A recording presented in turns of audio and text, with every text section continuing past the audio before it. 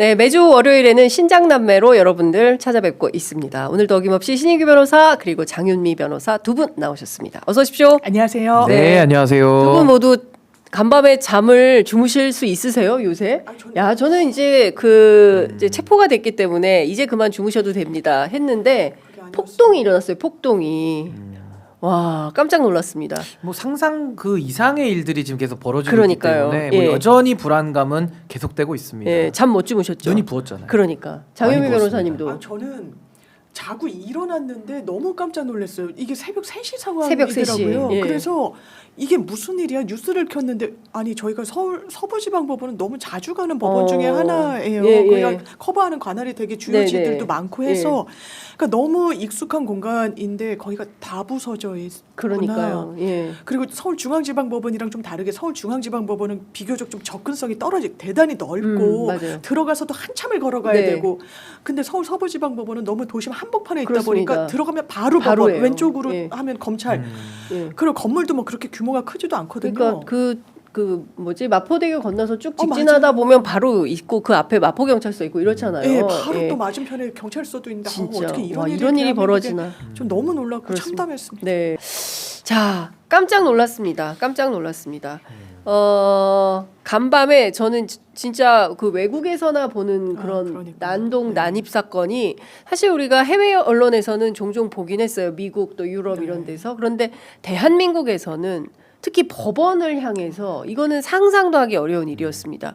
신 변호사님 어떻게 보셨어요? 그러니까 우선 이제 폭도의 법원 난입이고 이제 난동인데요. 네. 이 폭도라는 개념도 사실 우리가 윤석열의 불법 계엄 그 전에는 사실 상상할 수 없었던 일이거든요. 네. 근데 지금 이 일국의 대통령이라는 자가 군을 동원해서 국회 유리창을 깨고 들어가니까 그걸 다 전 국민들이 봤잖아요. 네. 그러니까 그 이후에 벌어지는 후과로서 야 이렇게 그냥 힘 있으면 밀고 들어가면 되겠구나. 또 심지어 밀고 들어가라는 것을 뒤에서 배후 조정하는 세력들이 또 있죠. 그러다 보니까 그냥 뭐 시민들이긴 하나 폭도인데 이 폭도들이 갑자기 영장 발부 소식이 전달되니까요. 이루 말할 수 없을 만큼 참담한 정말 전쟁 같은 폐허를 만들어 버렸어요. 그것도 네. 법원에다가. 그래서 그 천대여 법원행정처장은 그 새벽에 그 일이 있고 나서 아침에 나와서 현장을 보고 나서 뭐라고 얘기를 하냐면요. 30년 법관 생활하면서 처음 보는 광경인데 화면으로 보고 왔던 것보다 10배에서 20배가 더 그러니까. 심각하다 이 얘기를 하거든요. 맞아요. 아 그러고 나서 또 어제 JTBC 그 영상을 보니까 아예 폭도들이 판사실까지 문을 부수고 들어가더라고요. 그럼 그 안에는 모든 재판 기록과 또 판사들의 그 근무지 아닙니까? 네, 네. 그럼 여러 가지 그런 그 기록물들에 대해서 보완이 필요한데 네. 완전히 법원 기능이 무너진 거예요. 네. 그래서 저는 이 사항을 119 내란이다. 그래서 1차 내란은 윤석열의 군을 동원한 1차 내란이 12.3 내란이고 네. 2차 내란은 103 내란이다. 이건 경호처를 동원한 내란이고 어제 3차 내란은 폭도들을 이용한 3차 내란이었다. 네. 전 그렇게 규정을 짓습니다. 예. 1차 내란, 2차 내란, 3차 내란, 119 내란이다. 119 네, 내란입니다. 119 3차 내란이다. 아, 역시 드림연구소 훌륭합니다. 네. 딱 정리가 되네. 아, 예. 그러니까요. 머리에 그런데 쏙 들어가고. 서부지방법원 자주 가시잖아요. 자주 가는 저도 법원이죠. 사실은 서부지방법원 그 형사사건 취재할 게 있어서 네. 몇 번 갔었는데 굉장히 진입이 쉽고 네, 맞아요. 들어가서 근데 사실 판사를 제가 누구 나와 뭐 이런 식으로. 실명을 거론하면 안 될 것 같아서 말씀을 안 그러니까요. 드리겠는데 어떻게 판사 이름을 부르면서 욕설을 붙여가지고 이렇게 찾으러 다녔어요. 저는요 진짜 윤석열 대통령이 판을 깔아줬다는 생각을 개인적으로 네. 하는 이유가요 이런 식의 메시지를 낸 거예요. 아니 법원이 거짓 공문서를 발부했다라고 합니다. 그렇죠. 법이 무너졌다라는 식으로 이야기를 해요. 그러니까 거기에 따른 이 극우 강성 지지층들의 반응은요. 그래? 판사도 불법을 하는데 우리가 왜 불법을 못하냐라는 반응을 보인다는 네. 거예요. 그 귀결은 이런 폭동을 일으키는 겁니다. 법원이 틀렸다고 하니까 바로 잡겠다고 생각하는 거예요. 본인의 길들에 대해서는 공수처가 윤석열 씨에 대해서 쓴 표현처럼 확신범들인 거예요. 내가 맞는 길. 근데 이거는 대한민국의 그냥 기초 중에 기초를 무너뜨리는 겁니다. 누구나 사회적 갈등이 있죠. 그거를 풀어내야 되고 최후의 보루라고 이야기를 하는 건 네. 거기에 수긍하지 않으면 답이 없기 때문이에요. 대한민국이 그냥 무너지기 때문인 겁니다. 그런데 마음에 들지 않아. 이거 틀렸다고 또 내가 믿고 의지하고 지지했던 정치인인 대통령이 이야기를 해. 법원이 잘못하고 있다. 거짓이고 수사권도 없는데 하고 있는 수사기관이 대단히 불법을 자행하고 있다. 그러면 이 법률 절차가 낯선 사람들이 무슨 선택을 합니까? 이거 때려잡아야겠다. 이렇게 되는 거예요. 네. 이걸 의도했다. 그리고 국민의힘은 지금 윤상현 의원 그 케이스에서 보듯이 지금도 의도하고 있다라고 보여지는 겁니다. 이건 보수 진보의 문제가 아니에요. 이건 정파를 뛰어넘은 겁니다. 개인 사법부를 공격을 이런 식으로 하기 시작하면요. 대한민국은 존속할 수가 없는 나라예요. 그냥 큰 혼란 속으로 경랑 속으로 빠져드는 겁니다. 그걸 자초하겠다는 거예요. 아니 어떻게 지도자식이나 되는 사람이 이런 판단을 내립니까? 모르지 않을 거라고 생각합니다. 그러니까요. 저도 이제 그 제일 기가 막혔던 게 평화적으로 해. 그 메시지를 보고 야, 이 사람 진짜 기괴하다라는 생각을 하게 되는 겁니다. 내란 수계 출신인데. 그러니까 평화를 얘기를 하고 계엄에 대해서도 똑같은 얘기를 하고 있는 건데 참 뻔뻔하고 낯이 두껍다. 그러니까 자신의 이익을 위해서 국가 따위야 뭐 어떻게 되든가 말든가 나는 관심 없고 잘하고 있네. 근데 평화적으로 해라는 식으로 얘기를 일종의 이제 조롱성을 섞어가지고 얘기를 하고 있는 거를 보면서 그러니까 아직도 국민들을 정말 개돼지로 보는 것 같아요. 와, 정말 본인이 끔찍합니다. 편지를 써가지고 관저에서 유튜브 잘 보고 있다. 그때 뭐라고 합니까? 자기도 끝까지 싸울 테니까 열심히 싸우세요라고 얘기를 했잖아요. 네. 근데 이제 와가지고 진짜 싸움을 벌렸죠, 폭도들이. 이제 와서 평화를 운운합니까? 이거는 정신분열적 증상인 거지. 좌뇌 우뇌가 정상적으로 작동하잖아요. 그런 식의 논리 모순적인 발언을 어떻게 동시에 냅니까? 정말 이거는 기가 찰 노릇인 거죠. 그렇습니다. 그러니까 맞습니다. 그러니까 다 떠나서 어쨌든 수계 윤석열이 진두지휘하고 있는 맞습니다. 양상인 거다. 그리고 감옥 가서도 똑같은 지금 양태를 보이고 있는 것이다. 네. 그리고 나를 중심으로 단결해라. 그리고 길바닥에서는 정광훈 목사가 그 행동대장으로서 자기 맞습니다. 역할을 하는 것이고 국회에서는 윤상현, 김민전 이런 사람들이 네. 역할을 하는 거 아니겠습니까? 맞습니다. 그리고 외곽부대로 권영세, 권성동 이런 사람들이 나서고 있는 겁니다. 그러니까 큰 틀에서 보면 보수 언론에 이르기까지 오늘 뭐 조선일보 내용을 쭉 종합을 해보면 물론 겉으로는 폭력은 안 된다라고 말은 하지만 그래서 대통령이 뭐 틀렸어? 뭐 이런 식의 태도를 아주 이중적으로 보여주고 있다. 이 부분에 대해서 우리가 간과하면 안 된다라는 생각이 좀 네, 드는 맞습니다. 건데요. 끊임없이 법을 부정하고 있어요. 전직 검사, 검찰총장 출신인 아직은 현직 대통령. 오늘도 조사에 임하지 않겠다라는 입장입니다. 공수처 조사 안 나가 이러고 있어요. 어떻게 보세요? 근데 법이라는 게 한자로는 갈 것자에다가 물수자 그 삼수변을 쓰기 때문에 네. 물 흐르듯이 가는 게 법이라고 우리가 배웠거든요. 네. 근데 윤석열 피의자는 그동안의 법을 활용해서 사실상 본인의 권력을 만들어 왔던 그런 정치검찰 출신 아닙니까? 그래서 네. 검찰 정치를 이제 이룩해낸 사람인데 정작 본인이 수사를 받을 범죄자의 위치에 놓이니까 모든 법의 흐름을 다 차단하고 있어요. 그래서 이번에도 뭐 맞는 비유인지는 모르겠습니다만은 헌법재판소와 기존 법원에다가 꼬투리 잡아서 신청한 게 벌써 11전 11패라고 합니다. 네. 이번에 구속적 부심까지 하면 12전 12패가 아주 유력시 되고 있거든요. 그럼 이런 식으로 법을 안다는 사람이 무리한 주장을 하면서 더더욱 그 법치를 막는 그런 역할들을 한다면은 그거 왜 할까요? 결국에는 법으로 싸우지 않고 힘으로 싸우겠다. 정치 투쟁으로 이 법을 이겨보겠다라는 거거든요. 이거는요. 어떤 정치인도 이런 식의 난동을 부려서는 안 되지만 평생을 검찰총장 하면서 많은 사람들의 인신 구속하고 죄를 물으려고 했던 검찰총장이 양심이 있냐.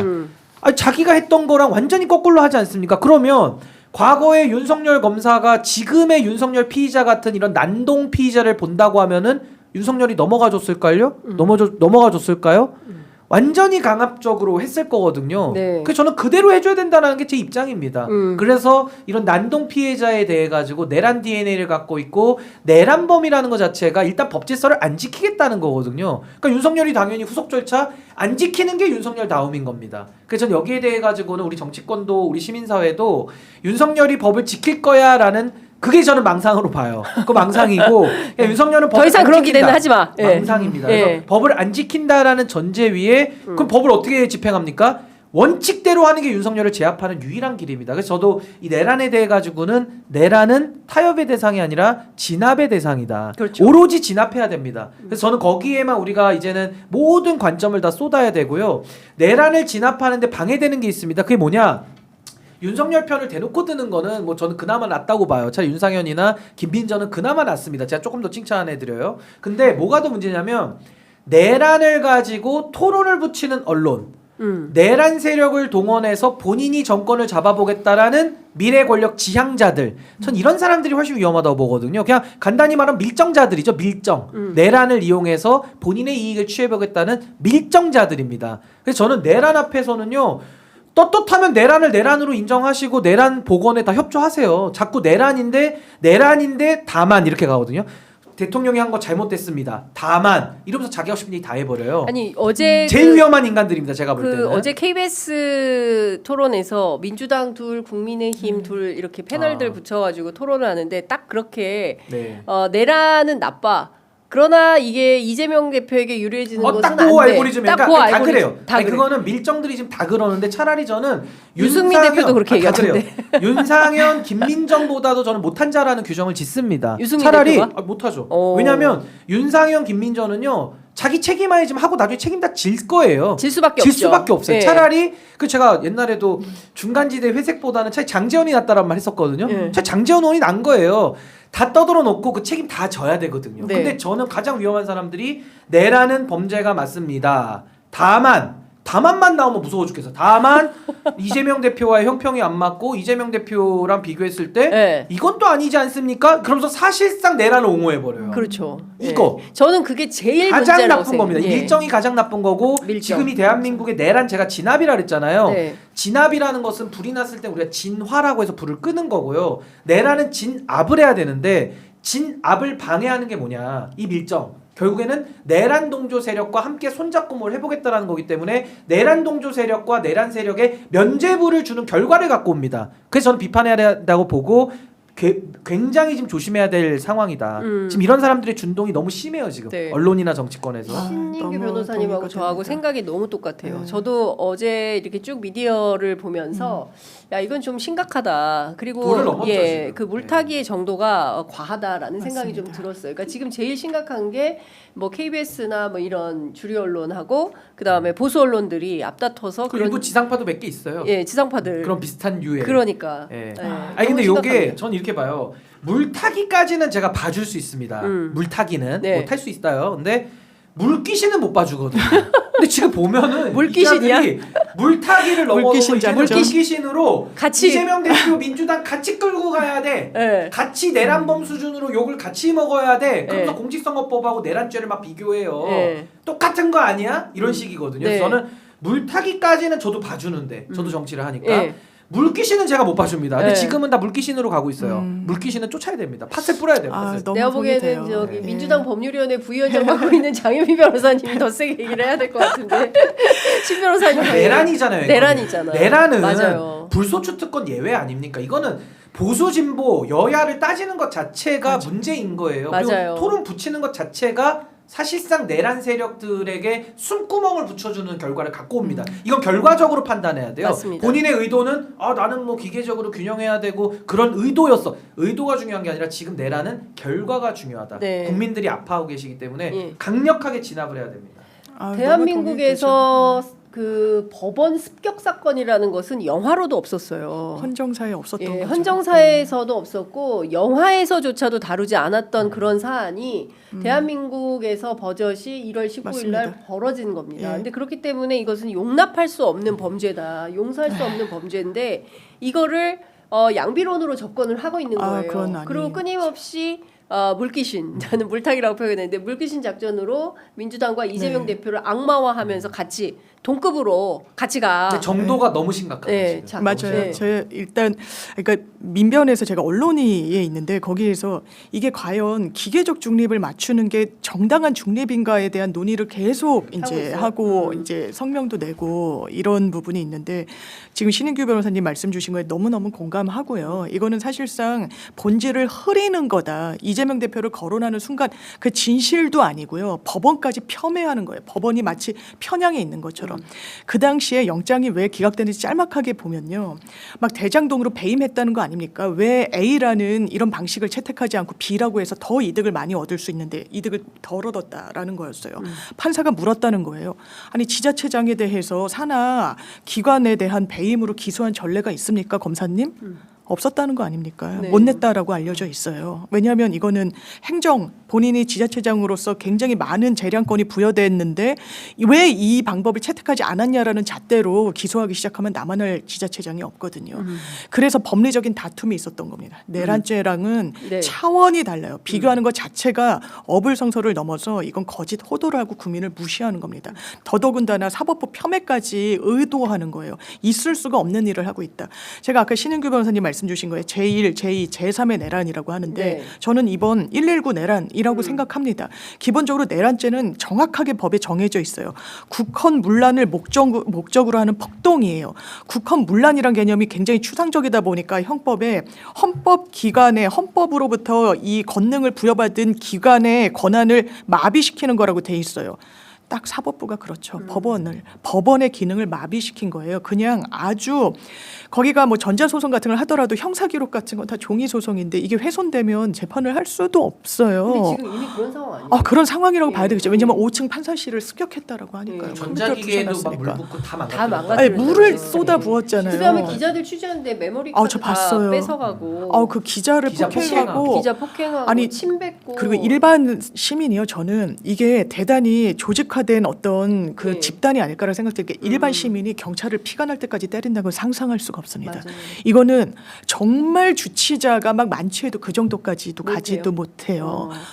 이거는 그 뒤에 누가 있는지 당연하지만 봐야 되고요. 진짜 더 나쁜 건 극우 유튜버들이에요. 이걸 돈벌이 수단으로 시민들을 그냥 자기네들 수족처럼 부리는 겁니다. 그러면서 자기는 앉아서 편안하게 돈을 버는 거예요. 배승희 변호사 막 그 호통치던데. 네. 20, 죄 없는 30대 2030. 죄 없는 예. 2030 데리고 뭐 하는 거냐 막 이렇게. 전 역사에 죄를 짓는 거라고 생각합니다. 정말 그렇게 살면 안 된다고 생각해요. 특히 법조인이. 네. 법조인이 아니라 일반 시민이라도. 그런데 편승해서 내 금전적인 이득을 저는 윤석열을 지킬 생각이 정말 진정성이 있나라는 생각도 듭니다. 국민의힘 의원들도 아까 미래 권력 지향자들이라고 했는데 정강훈 목사 내 선거 도와주시거나 최소한 깽판 치지 말아주세요. 저 눈도장 찍었습니다. 네. 윤석열이 끝났다는 건 본인들이 더 잘할 거예요. 율사 출신 의원들이 더 정확하게 진단 내렸을 겁니다. 보수 유튜버들 마찬가지일 거라고 생각해요. 그냥 모든 이 폭동의 중심에는 윤석열을 이용하는 사람들이 있는 거죠. 변호인도 이제는 그만해야 됩니다. 이거는 본인 의뢰인의 변호도 아니에요. 석동현 변호사. 석동현, 네. 윤곽근 윤곽근. 다 사건을 네. 어떻게 보면 배진아. 망치고 있는 겁니다. 얼마나 희롱되면서 이 헌재 심판 결과가 짤로 돌아다닙니까? 말 한마디 제대로 항변을 못해요. 군을 투입했냐 안 했냐. 어물쩡거립니다. 이건 거짓이고 이 좋은 결과 나올 수가 없어요. 법리적으로 정확하게 진단하면요 인정하는 겁니다. 왜냐하면 본인만 돌출적인 진술하고 있거든요. 포고령 김용현이 써왔는데 잘못 뺏겼는데 대단히 비겁한 거예요. 본인이 나와서 헌재 과정에서 이걸 육성으로 밝힌다. 지시자들이 남아날까요? 얼마나 비겁합니까? 포고령만 그런가요? 아니 비상 입법기구 쪽지 써준 거 글쎄 내가 했나? 이거 김용현이 했던 것 같은데 아래 다 미루고 있어요. 저는 이제 윤석열이라는 사람에 대해서 다시 생각해 보는 겁니다. 검찰에 있을 때 수사는 과연 제대로 했을 것인가? 경호처에서도 이 부분은 정말 승진하기 어려운 파트에 있는 사람을 내가 그럼에도 불구하고 불구하고 승진시켜줬으니까 자기의 충성파로 만듭니다. 편을 네. 갈라서 뭔가 본인의 옹의를 만드는 거죠. 이렇게 저열하게 조직을 장악하지 않았는가라는 물음표, 그리고 지금도 그러고 있다라는 그런 의구심. 윤석열 대통령은 공권력에 의해서 아까 말씀 주신 대로 진압되는 건데, 공권력은 합의와 협의의 대상이 아니에요. 진압하는 겁니다. 그냥 이거는 관철시키는 거예요. 네. 그래야 대한민국이 서기 때문에 윤석열 대통령에 근데 대해서 중요한 것은 말씀 주신 대로 그 상식을 가진 국민들은 이거 빨리 진압을 해야 된다라는 판단을 하는 겁니다. 그런데 우물쭈물하고 있는 거예요. 누가? 지도자들이. 일단 최상목 대행부터 우물쭈물하고 있죠. 그리고 국민의힘 저렇게 방어벽을 치고 있죠. 그리고 또 검찰에서도 이해할 수 없게 김성훈, 뭐 이광호 이런 사람들 반려해 버리죠. 그러니까 바깥에서 이런 폭도들이 힘을 얻는 어떤 그렇죠. 계기가 또 되는 겁니다. 뭐 내가 이렇게 난리를 쳐도 내 뒷배가 현직 대통령이고 다시 돌아올 수 있고 뭐 이런 생각을 하게 만드는 거 아닌가. 그러니까 저는 이거는 진짜 심각하고 위험한 범죄적 상황이라고 그래서 생각하거든요. 아까 제가 말씀드린 것 중에 맹륜들이 차라리 그 밀정들보단 낫다라고 제가 말씀드린 게, 최상목 같은 자가 지금 기계적 균형을 가지고 내란을 사실상 지금 방조하고 도와주고 있는 거거든요. 네. 근데 이제 겉으로는 드러나지 않으니까 또 많은 국민들은 거기에 또 한번 속을 수밖에 없는 이제 그런 상황이 되는 겁니다. 맞아요. 그래서 저는 이게 지금 내란이라는 게요, 윤석열 대통령 취임하자마자 한 게 아니잖아요. 지난 2년 6개월 동안 자기 사람 다 심어놓고 네. 그러고 나서 친위 쿠데타를 했기 때문에 윤석열 하나 구속시켰다 그래가지고 그 밑에 있는 사람들 다 자리 지키고 있어요. 그럼 그 사람들이 내란과 관련해서 어디까지 관련됐는지 이제 수사를 받아야 되는데, 결과적으로 이제 자기가 죽게 생긴 거 아닙니까? 네. 그러면 자기가 가지고 있는 직과 권한을 가지고 윤석열의 내란 행위를 후방에서 지원하는 쪽으로 지금 가고 있는, 그러니까 내란 진압이 더 어려워지고 있는 거거든요. 네. 그래서 저는 그렇기 때문에 더더군다나 언론의 역할과 또 저처럼 이렇게 정치를 하겠다고 하는 사람들이 똑바로 된 메시지를 내지 않으면 이건 더 우리 사회가 위험천만해진다. 제가 단적으로요, 살인 선동죄는 없습니다. 연쇄 살인 선동죄가 있습니까? 없죠. 뭐 강간 선동죄가 있어요? 그런 거 없어요. 뭐 강제추행 선동죄 없습니다. 내란은 선전선동죄가 있는 거예요. 왜? 너무 심각하니까요. 근데 지금요, 연쇄 살인에 대해 가지고 그 행위가 잘했다, 그건 할 만한 행위였다, 동기가 좋다, 이런 식으로 만약에 누군가 떠들고 다닌다면요, 가가지고 사람들이 다 멱살 잡을 수밖에 없는 거예요. 근데 하물며 내란이라는 건 선전선동에 대한 처벌 조항도 있는데, 내란에 대해서 뭐라고 합니까? 홍준표 시장 한밤의 해프닝이었다. 그리고 석동현 한밤에 그냥 소란이었다. 내란이 아니고 소란이었다. 배진환 변호사 장난 같은 경험이라고 얘기를 해요. 세상에 그런 말이 어디가 있습니까? 그러니까 이런 얘기를 어떻게 하고 다니냐는 그러니까요. 거예요. 그러니까 살인죄에 대해서는 선전선동죄라는 게 없는데, 그래도 하면 안 되죠 우리가. 근데 내란죄는 그렇게 떠들고 다니면 그 떠들고 다니는 행위 자체가 내란의 선전선동이 된단 말이에요. 근데 우리가 그동안에 너무 모르고 너무 원칙을 후순위로 미루고 그러다 보니까 어제와 같은 서부지법 난동 사태까지도 온 겁니다. 네. 그럼 지금에 와서 아이고 무서워 이러면서 그 사람들하고 협상해야 됩니까? 그게 아니고 지금까지 잘못되어 왔던 것은 원칙을 원칙대로 못했기 때문에 여기까지 왔다라는 반성적 고려를 가지고 네. 지금부터라도 내란에 대해서는 진압해야 되고 물어봐서 아까 제가 서두에 말씀드린 대로 내란은 범죄입니다. 다만 하면서 자기 얘기하는 사람들 있잖아요. 네. 여기를 잡아야 된다는 거예요. 제 생각에는. 그러니까 지금 중요한 것은 밀정의 시대가 밀정을 다시 소탕해야 된다. 밀정 소탕 작전을 펴야 완전 된다. 소탕해야 된다. 안 그러면 이 내란이요, 가뜩이나 뿌려놓은 씨앗과 뭐 저는 개인적으로 똥이라고 표현하는데 그 싸놓은 똥들이 많아가지고 죄송합니다. 붙들게 해야 돼요. 아니 붙들게 해야 되는데 취재 편이죠. 뿌려놓은 씨앗이 많아가지고 이게 네. 진압이 쉽지 않다. 않다. 그래서 제가 더더욱 그 밀정과도 같은 내란은 범죄입니다. 다만 하면서 물귀신으로 들어간 사람들이 많아요. 네, 언론도 많아요. 많고 정치인도 많은데 전 이자들을 소탕하는 게 지금 가장 필요한 부분이다. 이거 안 되면은 내란 정리 안 됩니다. 제가 볼 때는. 진짜 저는 네, 정말 네. 중요한 얘기를 하고 있다고 생각합니다. 그러니까 지금 보면은 끊임없이 언론을 통해서 뭐 이런 문제도 있어 저런 문제도 있어라고 나오는데 그 중에 이제 대표적인 것 중에 하나가 여론조사예요. 지지난주부터 그 NBS 여론조사 그리고 리얼미터 갤럽 조사 그리고 이제 오늘 리얼미터 조사가 발표가 됐는데 전체적으로 보면 그 좀 특이점들이 있습니다. 일단은 정권 연장이 필요하다 48.6, 정권 교체가 필요하다 46.2. 그리고 정당 지지도도 국민의힘이 46.5, 민주당이 39% 이렇게 여론조사 결과가 나왔어요. 일단 이 조사 결과에 대해서 많은 시민들께서 납득하기가 어렵다라고 보는데 일단 장 변호사님 예. 어떻게 분석하세요? 그 여론조사 얘기를 대단히 민주당 분들이 많이 하죠. 네. 기본적으로는 좀 충격적이고 놀랍다라는 거예요. 그리고 이 원인이 어디 있는지에 대해서도 상당히 많은 말이 오가는데 네. 여론조사라는 게 딱 정답이 뭐 어떻게 있는 건 아니다 보니까 금방 나오는 건 어쨌든 보수층이 위기이다 보니까 네. 이제 ARS 특히나 이런 정치 고관여층이 끝까지 응답하는 비율이 높은 부분과 관련해서 결집하고 있고 결과적으로 과다대표되고 있다라는 이야기는 합니다만 거기서 그칠 거는 아닌 것 같고요. 그렇다면 여러 원인 진단이 있을 것 같아요. 이게 지지부진해지고 좀 장기화되고 있는 이 국면 속에서 윤석열 대통령의 어느 정도의 선전선동이 먹히고 있는 측면 부인할 수 없어 보이고 이 국면 속에서 민주당에 대해서는 두 갈래의 시선이 있는 것 같습니다.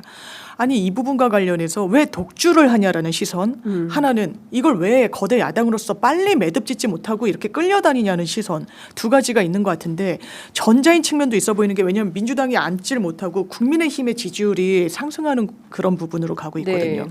저는 이게 확장성을 가진 건 아닐 거라고 생각해요. 일시적일 거다. 왜냐하면 지금 국민의힘은 아주 중도층 보수를 재건하는 움직임과 거리가 멀게 극우 강성으로 가고 있기 때문에 이 중도 유권자층을 흡수하는 데는 대단히 한계가 있을 겁니다.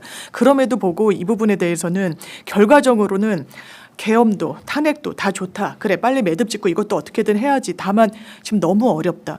아니 제가 무슨 임시 공휴일에 대한 주제로 토론을 나간 게 있었어요. 최근에 네, 네. 거기 댓글을 보고 되게 마음이 아팠는데 한간 소리하고 앉아 있다라는 거였어요. 쓸 돈도 없고 지금 임시 공휴일이 월요일에 붙든 금요일에 붙든 우리는 어차피 뭐 못한다라는 거예요. 그래서 지금 상황이 이런데 이 수권정당 자임하는 민주당이 일단 민생을 챙기는 행보하고 있습니다만 더 국민들께 밀착되도록 이걸 보여드려야 되겠구나 이런 생각이 네. 많이 들었어요. 근데 이제 한 가지 제가 조금 추가해서 설명을 좀 드리자면 저도 아침에 이제 리얼미터 조사를 보고 이거 도대체 어떻게 된 거지라고 해서 이택수 리얼미터 대표하고 연락을 했는데요. 국민의힘 지지도가 많이 올랐는데 응답률 자체가 국민의힘 지지자들이 많이 한 것 같다. 응답률 자체가 올랐는데 보수층이 적극적으로 응답하고 있습니다라는 그 해석을 달아줬어요. 그래서 관련해서 제가 실제로 그 문항 설계나 이런 것들을 쭉 그 데이터를 받아서 봤더니 보수 유권자들이 전체 이제 1000샘플 가운데 보수 유권자들이 371명 응답을 했고요. 중도가 350명 응답을 했고 진보가 226명 그리고 잘 모르겠다가 57명입니다. 그러니까 NBS도 마찬가지고 갤럽도 마찬가지고 또 오늘 발표된 리얼미터 역시도 보수층들이 적극적으로 응답을 하고 있는 거예요. 그러니까 진보층에 비해서 보수층이 적극적으로 응답을 하면서 상황을 그러니까 일테면은 이제 대선판으로 끌고 가는 것이죠. 그러면서 이제 내란보다는 이후에 전개될 그 상황에 대해서 보수가 적극적으로 결집하고 있음이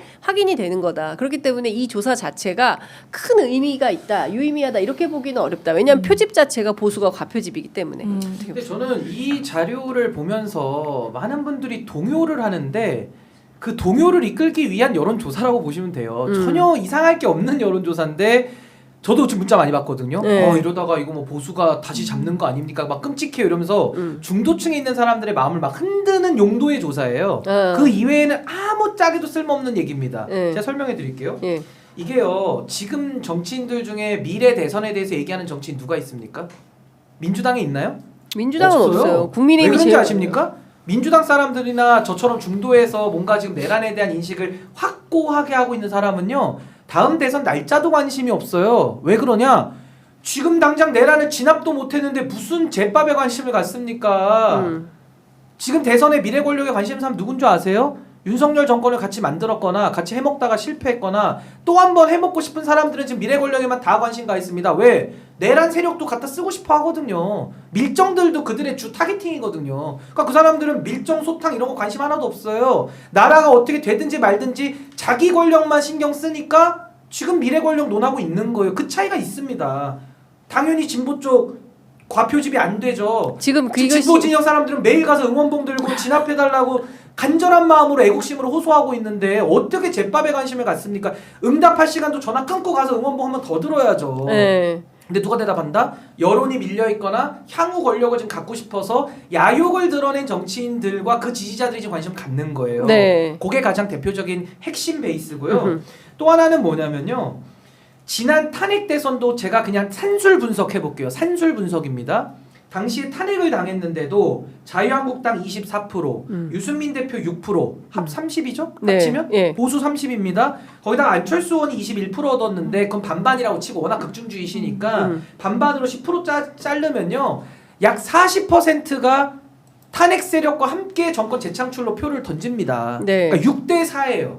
그럼 제가 드리고 싶은 말씀 뭐냐? 지금은 6대 4라는 걸 놓고 봤을 때 그건 최종 대선의 결말이고 지금의 대선도 요 20%는 중도층이니까 그 무당층, 무결정층 여기 빼버리면 당연히 4대4 구조가 나오는 게 정상적이에요. 그러니까 민주당 4, 그리고 지금 소위 말하는 보수, 범보수라는 사람들 4, 그리고 나머지 20%는 끝에 가서 결정하는 사람들이거든요. 그러니까 지금 4대4 거의 비슷하게 나오면서 엎치락뒤치락 하니까 많이 불안해 하시는데 거기는 반영 안 된 게 끝까지 바라보는 그 20%가 남아있는 겁니다. 근데 그 20%는 뭐로 평가하는지 아십니까?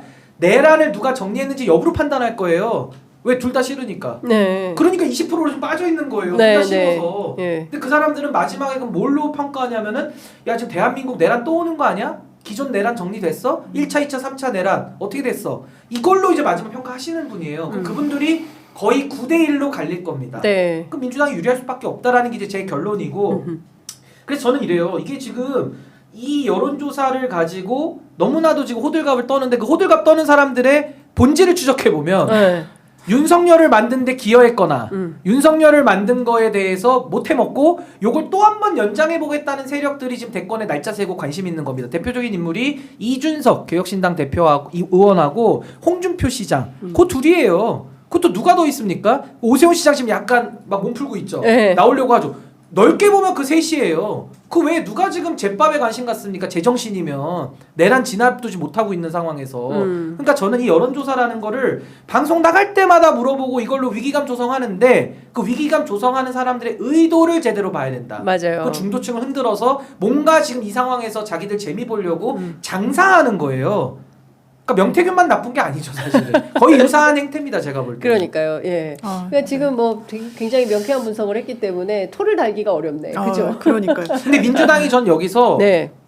여유를 가지면 안 돼요. 제가 분석한 거는 나중에 결과값으로 이렇게 나온다라는 하나의 예측인 거지. 여기서 민주당은 이 결과를 놓고 4대4는 통상의 그 진영도 4대4잖아요. 여기서 조금 더 소위 말하는 국민의힘의 40%를 더 무너뜨릴 수 있는 전략 전술들을 더 많이 써서 합리적인 보수와 좀 개혁적인 목소리를 내고자 하는 그 보수들까지도 지금 붕 떠 있거든요. 그 사람들을 데리고 올 수 있는 확장의 노력을 중도를 대상으로 하라는 게 아니라 중도는 어차피 나중에 오게 돼 있다고 저는 봐요. 그럼 보수를 어떻게 더 할 것이냐가 저는 주된 관심사라고 보고 합리적 보수. 하나만 제가 더 말씀드리면 뭐 여기까지 하면 너무 민주당이 너무 이렇게 마음을 편하게 가질까봐 제가 얘기를 할까 말까 고민하는데 위안은 되네요. 하나만 제가 더 위안이 돼. 말씀드리면 네. 지금 보수는 40% 나오잖아요. 네. 전에 대선도 그랬고 탄핵 대선도 그랬고 지금도 요 40% 나오는 거거든요. 저걸 40으로 덩어리로 보면 안 됩니다. 보수표는. 왜 그런 줄 네. 아십니까? 결국에는 친윤과 반윤 거기다가 이준석 대표의 그 교란까지 더해져서 절대 40%는 덩어리로 못 나와요. 그건 제가 단언합니다. 이 보수의 이 김문수와 한동훈과 이준석으로 상징되는 이 세 그룹들이 절대 단일 후보 못 만듭니다. 그래서 그 분열 효과도 결국엔 있을 거예요. 이 사람들이 반명으로라도 모이자. 과거에 친문 때는 됐어요. 친문에 대항해서 반문으로 모이자가 됐거든요. 이번에는 반명으로, 그럼 친명에 대항해서 반명으로 모이자. 절대 불가능합니다. 그건 제가 단언합니다. 근데 왜 절대 불가능하다고 하는지 듣고 싶은데. 네. 왜 불가능하냐면요. 지금 이거랑 똑같아요. 윤상현 의원과 한동훈 대표와 이준석 의원이 하나의 단일안을 만들어야 되는 거예요. 힘이 대등합니다. 네. 거의 대등해요. 이준석 의원 뭐 2%라고 사람들이 무시하지만 전혀 그렇지 않아요. 단일로 주자로 놓고 보면 한 7, 8% 나올 겁니다. 그럼 7, 8% 가벼운 숫자 아니거든요. 그리고 그게 어떻게 커질지 모르는 가능성도 있는 숫자고요. 한동훈 대표 그래도 당에서 63% 얻은 사람이에요. 민심과 당심은 63% 얻었는데 이 사람들이 워낙 지금 친윤 쪽 맹윤들이 난리를 치니까 다 수면에 지금 잠복돼 있어요. 언젠간 나올 거고 이 친윤들은요. 과표집돼 있습니다 지금. 온갖 목소리 다 내고 지금 법원까지 부수면 들어간 거 아니에요. 네. 그러니까 이게 지금 이 3분지계가 어떻게 뭉쳐질 수 없는 완벽한 이질화가 돼 있고 과거에는 이준석 의원과 조선일보가 합작해가지고 젊은 이미지 띄웠으니까 잠시 가능했던 거예요. 세대포 이론이라는 그 네. 잘못된 이론이. 근데 지금은 이제 불가능하다. 저는 결론 내립니다. 저부터도요. 단적으로 말씀드릴게요. 그 셋 중에 지지할 그룹이 하나도 없어요. 제가 보수거든요. 네. 친윤도 지지 못하고 한동훈 쪽도 지지 못하고 이준석 쪽도 지지를 못합니다. 네. 그러니까 이게 지금 현실이에요. 보수가. 우리 신 변호사님은 다음 대선에서는 어느 당을 저는 현재 지지할- 중도죠. 근데 아니, 중도인데 중도 정당이 없잖아요. 근데 저에게는 내란에 대한 평가와 확인, 앞으로의 가능성을 놓고 전 투표합니다. 그럼 결말부터 얘기하면 그럼 민주당 쪽으로 표가 갈 수밖에 없는 거죠. 네. 지금 그렇죠. 상황에서는. 근데 네. 제가 민주당원으로서 지지하냐, 바깥에서 지지하냐의 차이는 있겠지만은 비판적 대선을 지지네, 놓고 비판적 그렇죠. 지지. 대선을 놓고 네. 5대5로 붙는 이 선거에서는 네. 저 같은 사람들의 표심도 굉장히 중요할 거예요. 그렇죠. 근데 이제 보수는 그 40%의 덩어리가 과거 박근혜 때 내지는 지난 윤석열 대선 때처럼 단일 대우로 가기가 불가능하다. 그러니까 저는 그게 이런 것 핵심이에요. 같아요. 그러니까 중도 포위 전략, 중도 포섭 전략 뭐 이런 것들을 이제 정치권에서는 얘기를 많이 하는데 이 중도가 애매모호한 가운데적 전략을 얘기하는 게 아니거든요. 그러니까 이런 내란적 상황을 조기 종식할 수 있는 분명한 태도, 그리고 이 상황을 실제로 일이 되게 빨리 끝내는 것. 그러니까 정치력을 발휘해서 이 상황을 조기 종식하는 것. 그러니까 어영부영 이끌려 다니고 뭐 우리는 이런 주장을 하고 있어요. 이걸로는 안 되고 실체적으로 상황을 만들어서 종결시키는 노력을 하는 것이 유의미하게 중도 소구력이 있는 거 아닌가 맞습니다. 싶습니다. 아니, 제가 요거 하나만 역으로 쉽게 말씀드리면요. 아까 제가 3분지계라고 했잖아요. 친윤과 친한과 이제 이준석계 이렇게 세 개로 나눠지는데요. 예를 들어 이준석 의원하고 김문수 대표가 단일 후보를 할 수 있을 거라고 보세요? 못하죠. 하는 순간 양쪽 지지자가 다 떨어져 네. 나가고요. 한동훈 대표에게 이준석 의원은 지금 러브콜을 보냅니다. 네. 근데 한동훈계와 이준석계가 손을 합칠 수 있을까요? 합친다 한들 김문수 쪽은 같이 못 갑니다. 어차피 분열이에요. 네. 그러니까 제가 지금 하고 싶은 얘기는 이준석 의원이 최근에는 안철수 의원한테까지도 러브콜을 보내거든요. 그럼 안철수 의원 입장에서 뭐 한동훈계 정도 스탠스라고 쳤을 때 네. 그분이 어떻게 이준석 의원하고 손을 잡죠? 매우 불가능한 겁니다. 그동안에 이준석 의원이 안철수 의원을 그렇게 놀려먹고 그렇게 조롱해 왔는데 안철수 의원 지지자들부터가 그 동의가 안 되거든요. 그러니까 지금은 이준석이라는 그 변수가 과거에는 긁지 않은 복권이었다면 지금은 다 긁어서 꽝된 복권이에요. 이준석이 꽝된 복권. 꽝된 그러니까 복권이다. 지금은 이 지금 세대포이론이라는 이준석식의 그 연대 논리가 불가능하다 이겁니다. 그래서 저는 지금 여론조사에선 제가 지금 얘기한 것들을 쏙 빼고 네. 그냥 4대4 이런 식으로 보여주니까 많이 긴장하고 답답하죠. 이게 뭐 나라냐 막 이런 생각 드는데 면밀하게 내부를 들어가서 표심을 세부적으로 분석해 보면 아마 제가 얘기한 게 거의 맞을 것이다. 저는 그렇게 예상해 봅니다. 그러니까 지금 현상을 보여주는 게 지금의 여론조사 지표인 거잖아요. 저도 그 연장선상에서 이제 고민을 해보면 김문수 이 장관이 1위로 나오는 지표 그리고 뭐 오차범위 내에서 고만고만합니다만 그래도 앞서는 게 있어요. 그러면 지금의 이른바 보수 지지층이라고 하는 사람들이 어떤 표심을 보여주고 있냐? 우리가 집권은 해야 되겠는데 한동훈 같이 외부에서 또 윤석열 대통령 같이 외부에서 꼰 주자로는 우리가 더는 존속하기가 어렵다는 판단을 이미 내렸고 그럼 안에서 찾아보자. 근데 안에서 지금 합리고 뭐고 우리 똘똘 뭉쳐야 되고 이 부분과 관련해서 계엄도 옹호해주고 오히려 강성으로 우리를 보위해줄 수 있는 주자가 누구일 것인가? 김문수 그 현상으로 읽혀지는데 이게 말씀 주신 대로 지속되기도 어렵고 다른 또 보수 내 진영과 결합하기도 어려워서 이건 이거대로 지금의 어떤 우파 지지층들의 현상을 보여주는 거에 지나지 않는다. 이게 존속되기는 어려워 보이는 부분이 있고 다만 이제 민주당 안에서는 이제 위기감은 가져야 된다라는 인식은 좀 있는 것 같아요. 우리가 더 잘해야 된다. 왜냐하면 기본적으로 특검도 많이 좀 아쉬운 부분이 있어요. 빨리 국민의힘 얘는 내란 동조 세력이란 거 저는 부인하기가 어려운 것 같습니다. 네, 지금 네. 하는 걸 보면 그럼 몰아쳐야 될 필요가 있어요. 많이 양보를 하더라도 결과를 얻기 위해서 지금 시기가 좀 애매해졌지 네, 않습니까? 맞아요. 이런 부분에 대한 실망감도 이 지표에는 좀 들어 있는 것 같아요. 네. 그러니까 진보층이 대답을 안 하더라도 어쨌든 보정이란 작업을 거쳐서 결과물이 도출되는 거 맞습니다. 아닙니까?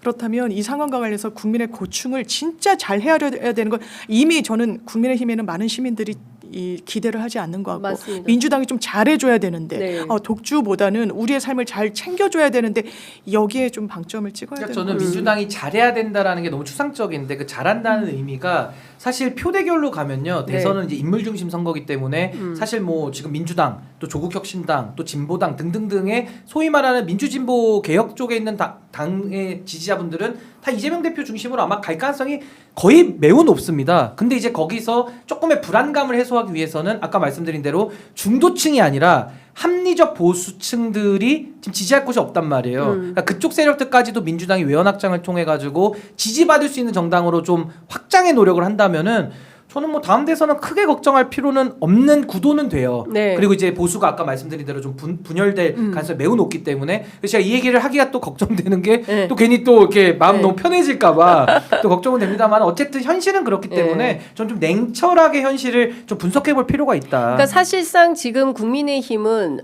국민의 자유통일당 수준으로 합당해도 아무렇지도 않은 극우 정당으로 가고 있는 거예요. 내란의 힘으로 해야죠. 내란의 힘으로 바꾸고 이렇게 가야 된다. 내란의 힘으로 이제 뭉쳐야 돼요. 그리고 실제로 부정선거에 대해서 그토록 주장했던 황교안 대표가 다시 또 나타나기 시작하지 않았습니까? 이번에 존재감을 드러내면서 그 청년들을 위해서 내가 무료 변론을 하겠다 이렇게 나서고 있고 실제로 그 사람들이 이제 주류가 되고 있는 거예요. 그러면 이 당에서 같이 하기 어려운 사람들은 고민이 깊어질 거 아니겠습니까? 그러면 제3의 세력으로 나와서 분화할 할지 아니면 여기에서 그냥 묻어서 같이 갈지 묻어서 같이 가면 저는 그냥 그야말로 공멸의 각으로 가는 것이고 여기에서 근데 새로운 방향 전환을 할까 근데 그 가능성도 여전히 있다는 거예요. 제가 국민의힘 쪽 취재해 보면 그렇게 하는 사람들도 있지만 이러면 우리 선거 또죠. 그러면 그때 바로 또 표변해가지고 바로 화장 고치고 새롭게 기술을 내세워서 우리는 윤석열도 꼬은 사람들이다. 뭔 짓을 다 할 수 있어요. 뭐든 할 수 있다. 권력을 잡기 위해서라면 무엇이든지 할 수 있다. 그래서 무서운 거예요. 그래서 경계를 해야 되는 거예요. 이자들이 뭔 짓을 할 수 있으니. 근데 아까 제가 말한 건 현실론이지만은 그런 짓을 할 수 있고. 그래서 저는 지금 뭐 민주당에 대해서 저도 전략적인 아쉬움은 있거든요. 그러니까 조금 더 우선순위를 해서 하나하나를 더 몰아쳤으면 하는 아쉬움은 있는데 제가 민주당을 한번 이렇게 변론해 보자면은 내란이 났고 내란을 진압해야 되는데 내란 세력이 경호처 사병화해가지고 버티고 있었죠. 국민의힘 의원들이 그 내란을 저지른 대통령 호위한다면서 44명이 관저 앞에 가 있었죠. 거기다가 수많은 밀정 같은 사람들이 곳곳에 다 포스트에 포진해 있습니다. 이 상황에서 이거를 민주당의 그 의석 갖고 돌파해내라? 그것도 사실 굉장히 어렵고 난망하고 또 거기다 최상목이라는 빼꼼이 변수가 또 있잖아요. 눈치만 보는 사람. 그러니까 굉장히 어려웠는데 그래도 일단 저는 윤석열 구속까지 왔기 때문에 파면으로 가서 다음 대선을 우리가 이제 치른다면은 좀 민주당이 조금 더 잘한다는 것이 합리적 보수 세력까지 저는 끌어올 수 있으면 좋겠다. 그러니까 법치와 안보 이걸로 저는 국민들에게 어필한다면은 좀 나름의 승산이 더 있지 않을까. 댓글창에 황교안님이 그러시면서 계좌로 입금 요구하고 있다. 무료 변론한다면서 계좌 트고 입금 요구하고 있다. 이제 이런 겁니다. 그러니까 사실 그런데 이 내란의 한복판에서 보수 유튜버들이 돈을 엄청나게 벌었다는 거잖아요. 저거 함부로 거두면 기부금품법 위반될 것 같은데. 그러니까 잘 거두셔야 될 것 같은데. 1,000만 원 이상이면 기부금법 위반이에요. 조심하라고 좀 전해주십시오. 소액은 괜찮은 겁니까? 아니 근데 다 모여가지고 1,000만 원 이상 되면 기부금법 위반이 될 수 있어요. 그리고 경호처에서도 막 무슨 교육을 했다는 거 아니에요? 윤곽근 변호사가 그 전날 가서. 그렇죠. 그러니까 그럼 우리를 어떻게 할 거니까 걱정 말아라 지켜주겠다. 근데 석동현 변호사는 그때 SNS에 지금 변호사를 구합니다. 그리고 변호사비가 필요할 수 있으니 시민들이 좀 모금해 주십시오. 이거 다 불법이거든요. 그러니까 이분들은 법리에도 저는 지금은 전문가라고 하기는 좀 어려운 부분도 있는 것 같고 이거는 완전히 그냥 실무를 한 지가 오래돼서 그런 겁니까? 아니면 법 없이 살아서 그래요. 법 없이 법 위에서 김학의 보십시오. 옛날에 법 위에 살다 보니까 그 법 위에 살던 그 관성과 내성이 아직도 남아 있는 거죠. 그러니까 윤석열 보면 딱 그걸 느껴요. 법 위에서 살았기 때문에 너 따위들이 감히 어디 개돼지가 난리야. 나한테 나를 조사하겠다고 공수처 거죠. 따위가 뭐 이런 태도로밖에 안 보이는 거예요. 불편하면 야 군 풀어 2차 계엄 3차 계엄 또 선포하면 돼. 막 이런 식의 헛소리를 하는 거죠. 그냥 참 그러니까 석동현하고 똑같아요. DNA가 윤갑근, 네. 석동현, 윤석열 거의 똑같습니다. 근데 석동현 변호사도 사실은 자유통일당 비례후보 이번 아니었습니까? 이 사람들 다 정치행위 한다고 봐야 되는 거 아니겠어요? 정치행위고 저는 그런 생각이 들어요. 저는 검찰 출신을 폄훼할 생각은 없습니다만 이게 완전 실무를 고위직으로 갈수록 더 떨어져 있어요. 판사는 그렇게 트랙이 가지 않거든요. 고등 부장으로 승진을 해도 어쨌든 판결 쓰고 이게 본인의 몫이란 말이에요. 그러니까 법률 프랙티스를 계속 해야 돼요. 근데 네. 검사는 좀 달라요. 고위직으로 갈수록 좀 정무 판단이 더 필요해지는 부분이 있고 또 누구를 약간 무리해서라도 기소해야 되는 뭐 그런 숙제가 있는 부분도 있고. 그래서 저희가 실무를 할 때 변호사들끼리 이른바 검찰 정관에 대해서 되게 놀라움을 표하는 경우들이 종종 있습니다. 전부 다 그렇진 않겠죠. 일단 민사 영역에 대해서는 법리, 행정도 탄핵 심판도 행정에 좀 맞닿아 있잖아요. 거기에 되게 정교한 법리 구성은 일단 조직에서 성장하는 그게 좀 거리가 있는 부분이 있고 그러니까 윤석열 대통령은 저를 변호인 선임부터 상당히 잘못했다는 생각이 듭니다. 예. 뭐 끼리끼리 유유상종이에요. 네. 그렇게 믿는 거죠 서로들은. 아니 근데 초록은 그렇게 금색이라. 근데 지난번에 이제 헌법재판소에서 헌법재판관들이 그러니까 변론을 중지하는 사태까지 이르지 않았습니까? 그러니까 더 이상 들어줄 수 없는 지경까지. 근데 상당히 맞아요. 코믹했어요. 맞아요. 그리고 또 하나 지적하지 않을 수 없는 건 차기환 변호사의 경우. 이분이 지금 박문진 이사 아니겠습니까? 박문진 이사를 하면서 윤석열 대통령의 변호인단으로 들어가는 그 자격에도 문제가 있는 거 아닌가요? 뭐 알아봐야 될 부분인데 예. 저는 헌법재판에 대해 가지고 지금 윤석열 측 변호인단이 네. 대리인단이 엉뚱한 주장들 많이 하거든요. 가서 배워라. 누구한테 배워야 되냐면 권성동 원내대표한테 가서 배워야 됩니다. 7년 과거에? 전에 권성동 원내대표는 그렇게 하지 않았다. 완벽하게 설명했습니다. 예. 특히나 이 내란죄 빼는 부분 토시 하나 제가 바꿀 거 없이 모범답안처럼 인터뷰를 잘했거든요. 그분한테 가서 좀 배워라. 정확하게 가르쳐 주실 겁니다. 지금의 권성동 말고요. 예. 7년 전 7년 전 권성동한테 권성동한테 가서 배워라. 온라인 강의로 들어야 들어라. 됩니다. 현실은 바뀌었기 때문에. 예. 근데 지금 상황 같으면 헌법재판소에서도 좀 이 네. 법원 습격 사건이 워낙 큰 충격을 충격 주었기 완전 때문에 크죠. 법조인들 사이에서 말이 많죠 지금. 굉장히 너무너무 판사들. 충격적이라는 예. 다 거예요. 판사 출신들이잖아요, 그 사람. 그러니까. 그렇죠. 네. 이거는 있을 수 없는 일이라는 거 더 체감이 되고 예. 그리고 어제도 천대엽 법원행정처장 현직 대법관이에요. 네. 그 서울 서부지방법원 가서 정말 내가 현장을 보니까 10배, 20배 더 참담하더라 그러니까요. 하는데 제가 일단 기자하다가 법조 영역에 와서 좀 놀랬던 게 이 사법부라는 거였어요. 저는 기본적으로 신뢰합니다. 사법부에 대해서 검찰에 대해서는 뭐 이러저러하게 이제 불신을 이제 좀 자초한 측면이 있다고 생각하는데 그리고 지금 윤석열 대통령과 관련한 사건이 계류 중이잖아요. 지금 진행 중이면 사법부는 극히 제한해요. 어떤 메시지 내는데 근데 지금 그럴 수 있는 계제가 아닌 거예요. 너무 그걸 넘어섰다. 그리고 지금 윤석열 대통령 변호인단 이야기를 하는데 이거는 변호인의 문제에 그치는 게 아니라 기본적으로 헌재는 징계 절차예요. 그리고 형사는 자기 의뢰인이 사형 무기징역을 당할 수 있는 엄중한 상황입니다. 누구 말을 제일 듣습니까? 이 당사자예요. 당사자의 말을 이걸 부인하고 내가 법리적으로 더 유리하다 그래서 변호사가 이걸 무시하고 변론을 펼 수가 없어요. 네. 여기 중심에는 당연하지만 이런 변론을 하길 원하는 윤석열 대통령이 있는 겁니다. 네. 지금 그 오전 10시부터 대법원장이 이 대법관 그 긴급 회의를 소집을 해서 현재 회의를 하고 있는데 서부지법 난동 사태 피해액이 6억에서 7억 원 정도 되는 걸로 구상해야 추산이 돼요. 되고 있고요. 전체 직원들이 트라우마가 커가지고 이거 심리 치료도 해야 된다고 합니다. 그러니까 너무 기가 막히지 아니 않습니까? 소화기를 던지더라니까요. 소화기, 유리병에다가 유리벽에다가 그러니까 깨더라고요. 그러니까요. 저도 그것도 보고 그 다음에 그 왜 법원에 가면 이 안내판 같은 거 이렇게 세워놓은 그러니까요. 돌판 같은 거 예, 있잖아요. 입간판. 그걸 뽑아가지고 다 외벽을 때리고 다 부셔놓고. 경찰분들 너무 다쳤습니다. 나 어제. 피해 걸 저는 보니까 너무 경찰관들 보니까 너무 가슴이 아니 아프더라고요. 저는요 권성동 원내대표가 좀 화면을 보고 얘기를 좀 했으면 좋겠는데 무슨 뭐 경찰 때문에 그랬다는 식의 진짜 정말 나쁜 이 진짜 피해자 말도 안 가해자 되는- 바꿔치기를 적당히 하셔야지. 경찰들 피 흘리는 거 못 봤습니까? 강제 진압하고 거치게 진압하는데 경찰이 다쳐요? 무슨 말이 되는 소리를 해야죠. 그러니까요. 그리고 경찰관들은 저는 그 현장에서 정말 최선을 다했다고 생각을 합니다. 예, 그리고 안전하게 그동안 우리가 집회 시위 문화가 정착돼 있기 때문에 그 선을 넘을 거라고는 생각을 안 했던 거예요. 그런 거예요. 이 정도일 줄 그렇죠. 몰랐던 것 그래서 같아요. 이 정도는 할 거라고 생각했었는데 그게 아니라 완전히 난동을 부리는. 근데 이것도 분명히 배우가 있을 거라고 생각해요. 저도요. 그러지 않고 뒷배가 있지 않고서야 어떻게 그렇게 그렇게 과격한 행동을 감행할 수가 있겠습니까? 저는 맞습니다. 거기 책상 위에 올라가서 발로 차고 물 붓고 이런 폭동은 사실 대한민국에 우리가 2016년 촛불혁명 때도 그 세계에서 저렇게 맞아요. 사람이 많이 모이는데 어떻게 누구 하나 휴지 한 장 버리는 사람이 없냐 이랬던 우리나라 국민들이 오늘은 아니 그 1월 19일 날 보면 막 오밤중에 들어가서 법원을 그렇게 막 난동을 부리 벽을 다 때려부시고 이런 걸 보면 정말 끔찍한 상황이다. 그 직원분들이 너무 걱정이 돼요. 얼마나 그건 불안하겠습니까? 진짜 그렇습니다. 트라우마, 진짜 특히 이제 트라우마예요. 판사분들도 그럴 것 같습니다. 진짜 두려울 겁니다. 예. 그걸 의도한 거고. 우리 그렇죠. 사회가 지켜줘야 돼요. 맞습니다. 맞습니다. 예, 진짜 사회가 끝까지. 지켜드려야 될 것 같다는 생각이 좀 들고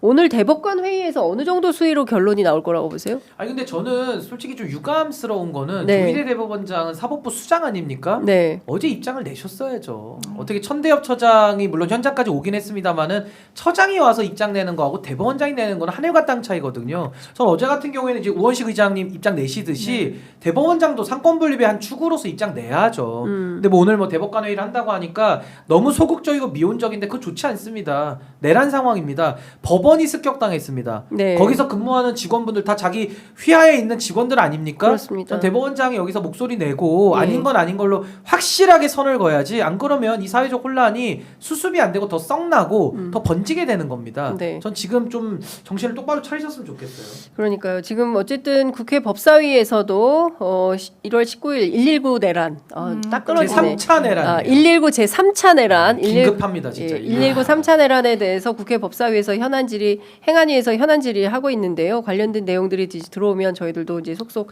말씀을 좀 드리도록 하겠습니다. 어쨌든 초유의 사태입니다. 대한민국 헌법 헌정 사상 한 번도 있어보지 못한 법원 침탈 난입 사건에 대해서 아마도 이거를 폭동으로 다스려야 될 것 같고요. 결국에는 소유죄로 처벌을 할 수밖에 없고 이게 내란까지 포함이 돼서 네, 법정형은 들여다볼 굉장히 여지가. 심각해지겠죠. 아, 법정형이 그렇죠. 얼마까지 가겠습니까? 소유죄 같은 경우에는 최대 10년까지 가능하고요. 특수공무 집행 방해? 방해에만 그치는 게 아니에요. 치상 내지는 이게 상해죄랑 또 중첩적으로 되면은 이거 가중해서 처벌을 받고 이게 뭐 건조물 침입 그리고 네. 공용물 손괴 이거 다 하나하나 다 이게 다 2분의 1씩 공무 가중되거든요. 집행 방해도 다 예, 들어가고. 그렇죠. 그러니까. 예, 그렇게 그러니까 하면은 최대 이건 명령까지- 실형은 불가피해 100%, 보여. 예. 집행유예로 풀어줄 것도 아니고요. 아니고. 그리고 검찰이 예전에 공무집행방해는 무조건 구속 기소를 원칙으로 하겠다고 천명한 적도 있어요. 네. 과거에도. 예. 그렇기 때문에 거의 이게 행위별로 좀 분별을 해야 됩니다만 최소 그래도 한 3년 정도 나오지 아니 않겠습니까? 그리고 이게 있어요. 폭처법에 가 보면은 범죄단체 조직죄가 있거든요. 검단 저는 그렇죠. 범죄단체 이거 조직죄로 범단이다. 범죄단체 조직죄로도 의율해야 되고 예. 전 내란죄까지도 열어놓고 수사해야 된다고 봅니다. 네. 저도 이 내란으로 네. 볼 가능성도 꽤 있기 때문에 그러니까 예. 내란이냐 폭처법상의 범죄단체 조직죄냐 그걸 기본으로 하면서 우리 장미 변호사님 말씀하신 대로 뭐 소요니 뭐 특수공무집행 방해니 뭐 공용물 손괴니 이거 이제 자잘자잘한 것들이니까 싹 다 모아서 저는 어제 경찰청 차장 얘기대로 가장 엄단해야 됩니다. 어제의 범죄를 처단하지 않으면요 내일의 범죄에 용기와 자신감을 준다고 하거든요. 절대 그렇게 해서는 안 맞는 됩니다. 엄단해야 됩니다. 네. 맞습니다. 자, 이거는 혁명이다 들어가자라고 얘기했던 그 극우 유튜브들까지도 싹 다 조사에 그리고 이제 당연하죠. 증거인멸을 시작했기 때문에 싹 다 조사 범위에 넣어서 조사를 해야 될 것 같고요. 말씀 주신 대로 이건 범죄단체 구성 폭처법에 나옵니다. 폭력 행위 등 처벌에 처벌에 관한 관한 법률. 특별법. 예. 폭처법. 자, 폭처법으로 처벌을 해야 되고 그러니까 큰 틀에서 보면 저는 이런 겁니다. 이후에 헌법재판소로 안 가리란 법이 없고요. 예, 그리고 맞아요. 이후에 또 MBC로 안 가리란 법이 없어요. 아니, 정광훈 길 가다가도 목사가 사람을 때리잖아요. 지금 길 가는데도 어제 기자들이 길에서 맞았다니까요. 아니 그 기자 마크 보고 그냥 와서 폭행을 하고 막 무섭습니다. 아니, 말이 됩니까, 이게 무섭습니다. 지금? 예, 저희처럼 알려진 사람들은 말도 안 무섭습니다. 됩니다. 진짜. 예. 이게 되겠습니까? 대명천지에 길거리 다니다가 윤석열 정권에서 골목에서 그렇게 압사당하고 또 이렇게 폭력 행위로 정말 살 수가 없습니다. 그러니까 어쨌든 이 상황을 잘 정리정돈해서 새로운 대한민국으로 나아가는데 역할을 해야 될 것 같습니다. 자, 오늘 두 분 말씀은 여기까지 듣도록 하겠습니다. 말씀 감사합니다. 잘 들었습니다. 고맙습니다. 고맙습니다. 감사합니다.